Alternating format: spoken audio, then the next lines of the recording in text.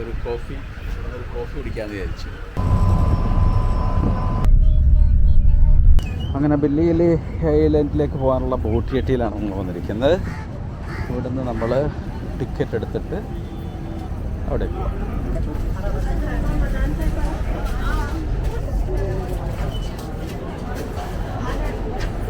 Ticket കൗണ്ടറിൻ്റെ അവിടേക്ക് വന്നിട്ടാണ് ബില്ലിഗിലി up and down ticket. നമ്മൾ ടിക്കറ്റ് ഇവിടെ സ്കാൻ ചെയ്യണം.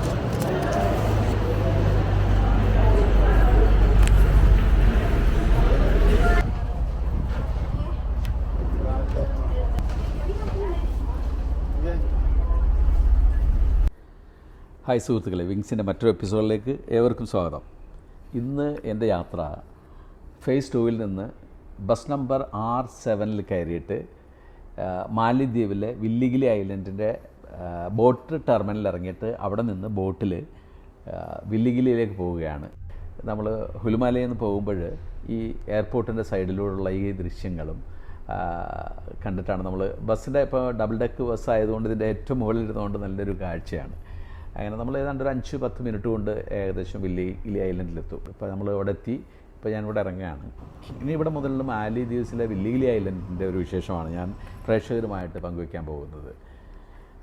മാലിദ്വീപിൻ്റെ തലസ്ഥാനമായ മാലേ സിറ്റിയിൽ നിന്ന് വെറും 5-10 മിനിറ്റ് കൊണ്ടൊരു ബോട്ട് യാത്ര ചെയ്താൽ എത്താവുന്ന ഒരു അതിമനോഹരവും ശാന്തസുന്ദരവുമായൊരു ദ്വീപാണ് വില്ലിഗിലി, അല്ലെങ്കിൽ വില്ലിമാലെ എന്നും ഇതിനറിയപ്പെടുന്നുണ്ട് ഈ ഐലൻഡ്.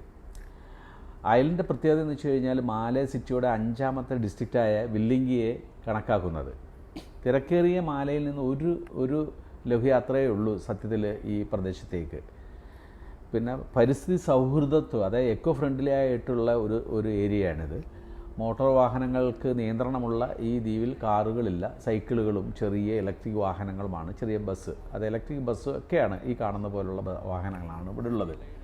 ഈ ബീച്ചിൻ്റെ ഒരു സുതാര്യമായ പ്രത്യേകത വെച്ചാൽ ബീച്ച് വളരെ വെളുത്ത മണലുള്ള മനോഹരമായ ബീച്ചും നീല നിറത്തിലുള്ള കടലും. അപ്പോൾ അത് ഈ രസമാണ് ഇത് കാണാനായിട്ട്.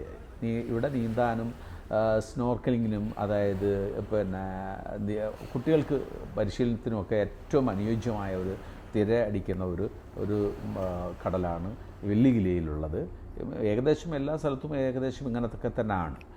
പിന്നെ ഇവിടുത്തെ ഒരു പ്രത്യേകത എന്ന് വെച്ചാൽ തദ്ദേശീയമായ ഭക്ഷണങ്ങൾ ലഭിക്കുന്ന ചെറിയ കഫേകളും റെസ്റ്റോറൻറ്റുകളുമൊക്കെയാണ് ഈ കാണുന്നത്. ഇവിടെ അങ്ങനെയുള്ള സ്ഥലങ്ങൾ ഉണ്ട്, ചെറിയ ഭക്ഷണങ്ങളൊക്കെ ഇവിടെ കിട്ടും. പിന്നെ സാധാരണക്കാർക്ക് താങ്ങാവുന്ന നിരക്കിലുള്ള ഗസ്റ്റ് ഹൗസുകളും ഇവിടെ വില്ലിഗിലിയിൽ ലഭ്യമാണ്. ഇപ്പോൾ മാലയിലോ അല്ലെങ്കിൽ ഹുലുമാലയിലോ ഫേസ് 1 ഫേസ് 2 ഒക്കെ അപേക്ഷിച്ചിട്ട് വളരെ ചിലവ് ചുരുക്കി ജീവിക്കാനും ചിലവ് ചുരുക്കിയിട്ട് വാടകയ്ക്ക് താമസിക്കാനും ഒക്കെ പറ്റിയ നല്ല സ്ഥലങ്ങളാണ് ഇവിടെ കൂടുതലുമുള്ളത്. വില്ലിഗിലിയിൽ നിന്ന് തന്നെ വളരെയധികം സ്ഥലത്തേക്ക് ഇവിടുന്ന് തന്നെ ആളുകൾ പോകുന്നുണ്ട്. മറ്റ് ഐലൻഡുകളിലേക്കൊക്കെ സ്പീഡ് ബോട്ടിലും അല്ലാതെയും പോകുന്നുണ്ട്. അതിൻ്റെ വിശേഷങ്ങൾ നമുക്ക് അടുത്ത എപ്പിസോഡിൽ വിശദമായിട്ട് പറയുന്നതായിരിക്കും. ഇപ്പോൾ മാലയിലേക്ക് ജോലി തേടി വരുന്നവർക്കും ടൂറിസ്റ്റുകൾക്കും പറ്റിയ കുറച്ച് വിവരണം ഞാൻ ഇതിൽ നിന്ന് കുറച്ച് അടിസ്ഥാന വിവരണങ്ങൾ നൽകണമെന്ന് വിചാരിക്കുന്നുണ്ട്. അതിൻ്റെ ഓരോ എപ്പിസോഡിലും അത് കുറേശ്ശെ ഞാൻ ആഡ് ചെയ്യുന്നതായിരിക്കും. മാലദ്വീപിൽ 2 വില്ലിഗിലി ഉണ്ട്. പ്രധാനപ്പെട്ട ഏകദേശ ജനസംഖ്യ പോപ്പുലേഷനൊക്കെ അവിടെ പറയാം. വില്ലിഗിലി മാലയ്ക്ക് സമീപമുള്ള വില്ലിഗിലിയാണ് ഇപ്പോൾ ഇവിടെ നമ്മൾ പ്രതിപാദിച്ചത്. ഗഫു അലിഫ് വില്ലിഗിലി എന്ന് പറഞ്ഞ് വേറൊരു ദ്വീപുണ്ട്. അവിടുത്തെ ജനസംഖ്യ ഏകദേശം 4000 ആണ്.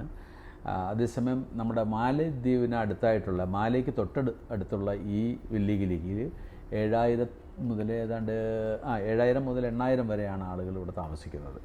ഏതാണ്ട് 3/4 മണിക്കൂർ കൊണ്ട് മൊത്തം കറങ്ങി കണ്ടുവരാവുന്ന ഒരു ഐലൻഡാണിത്.